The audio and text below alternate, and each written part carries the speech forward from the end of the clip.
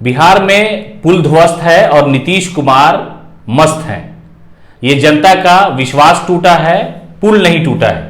आपको बता दें कि भागलपुर में निर्माणाधीन पुल जो है वो अचानक गिर गया, जिसके बाद खबरें आने लगी कि मौजूदा सरकार के भ्रष्टाचार का ये एक ऐसा आईना है जिसमें शायद सरकार अपना चेहरा देखना नहीं चाहती। ये इल्जाम लगाया जा रहा है भारतीय जनता पार्टी के नेताओं की तरफ से कि जो भ्रष्टाचार का पुल था वो गिर करके जमींदोज हो गया। लेकिन आज हम इसकी हकीकत आपको बताएंगे कि आखिरकार ये पुल गिरा क्यों और ये पुल बन कब रहा था, इस पुल को लेकर के क्या क्या दावे हो रहे थे। आप याद करिए 2020 में प्रधानमंत्री मोदी ने इस पुल का शिलान्यास किया था। उस वक्त मुख्यमंत्री नीतीश कुमार वहीं बैठे हुए थे और जो दावा किया जा रहा है इस वक्त भारतीय जनता पार्टी की तरफ से, यानी उनकी ही पार्टी के कई मंत्री थे जो नीतीश कैबिनेट में उस वक्त मौजूद थे। मंगल पांडे, नितिन नवीन और कई ऐसे नेता हैं जो उस वक्त नीतीश सरकार में मंत्री बने हुए थे। ये इल्जाम भारतीय जनता पार्टी ने जैसे ही लगाया कि भ्रष्टाचार का पुल ध्वस्त हो गया है, तो आरजेडी ने फौरन हमला कर दिया कि हुजूर आप देखिए कि जिस पर इल्जाम लगाया जा रहा है उस वक्त सरकार आपकी थी। गठबंधन जनता दल यूनाइटेड और भारतीय जनता पार्टी का बिहार में था और प्रधानमंत्री नरेंद्र मोदी अपनी पीठ थपथपा रहे थे।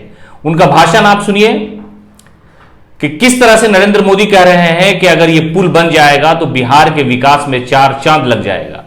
लोग ऐसा कह रहे हैं कि प्रधानमंत्री मोदी, नितिन गडकरी और उनके मंत्री जो भी हैं कुछ भी काम करते हैं तो वो अधर में लटक जाता है। अब रेल हादसा को लेकर के कह रहे हैं कि प्रधानमंत्री मोदी ने ऐसे रेल मंत्री को जिम्मेदारी दे दी कि 200 से 300 लोगों की मौत हो गई। और आज जो पुल गिर गया है गंगा पर, उसको लेकर के भी भारतीय जनता पार्टी यानी जो विपक्ष में नेता हैं सम्राट चौधरी, विजय कुमार सिन्हा, वो इल्जाम लगा रहे हैं। आरजेडी की तरफ से बयान आ गया कि अरे आपकी बेशर्मी की इंतहा भी है, आप सोचते कैसे हैं, आप कहते क्या है, आपको पता भी है। इसलिए कि आप देखिए जिस पुल की बात आप कर रहे हैं वो भारतीय जनता पार्टी और जनता दल यूनाइटेड का जो गठबंधन था बिहार में, उस दौरान ये पुल बना था। भागलपुर का जैसे ही पुल जो है टूट करके गिरा, भारतीय जनता पार्टी ने मुख्यमंत्री नीतीश कुमार का इस्तीफा मांगना शुरू कर दिया। बीजेपी के लोग हमलावर हो गए।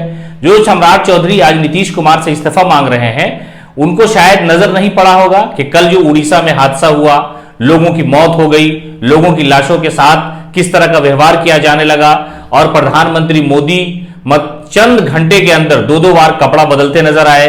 तो ये सारी चीजें भारतीय जनता पार्टी के जो लोग हैं इस पर जवाब नहीं दे रहे हैं। उस पर किसी रेल मंत्री या प्रधानमंत्री के इस्तीफे की बात बीजेपी के नेता की तरफ से नहीं की जा रही है, लेकिन जो ब्रिज यानी जो पुल निर्माणाधीन था जो गिरा, उस पर बीजेपी हमलावर हो गई है।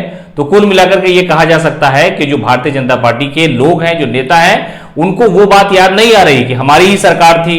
उस वक्त मंत्री नितिन नवीन थे, उससे पहले मंगल पांडे थे और प्रधानमंत्री मोदी ने ही उस पुल का शिलान्यास किया था और कई तरह की बातें की थी कि आखिरकार विकास में इसका एक बड़ा योगदान होगा। ये इलाका जब गंगा के ऊपर से भागलपुर को जोड़ेगा तो लोग हमारे यानी एनडीए सरकार की जो कामयाबी है, जो विकास की गाथा है, वो गाएंगे। लेकिन जब पुल गिरा तो बीजेपी के लोगों ने नीतीश का इस्तीफा मांगा।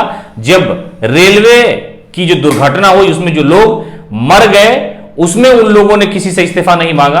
आपको बता रहे हैं कि जिस तरह से भारतीय जनता पार्टी के लोग इल्जाम लगा रहे हैं, इस इल्जाम के बीच रात में 9, साढ़े 9 बजे जो उप मुख्यमंत्री हैं मौजूदा सरकार में तेजस्वी प्रसाद यादव, उन्होंने प्रेस कॉन्फ्रेंस बुला ली अपने आवास में और खुलासा करते हुए यह भी कहा कि जो लोग इस पुल के निर्माण में भ्रष्टाचार में शामिल होंगे उन पर सख्त से सख्त कार्रवाई की जाएगी सरकार के द्वारा। तो अब लगता है कि बीजेपी जो इल्जाम लगा रही थी, जो इस्तीफा मांग रही थी, हो सकता है कि उनकी बेचैनी बढ़ जाए, इसलिए कि उनके ही कार्यकाल में इस पुल के निर्माण का काम शुरू हुआ था और उस वक्त बीजेपी के ही नेता मंत्री थे, ये सारी जिम्मेदारी संभाल रहे थे।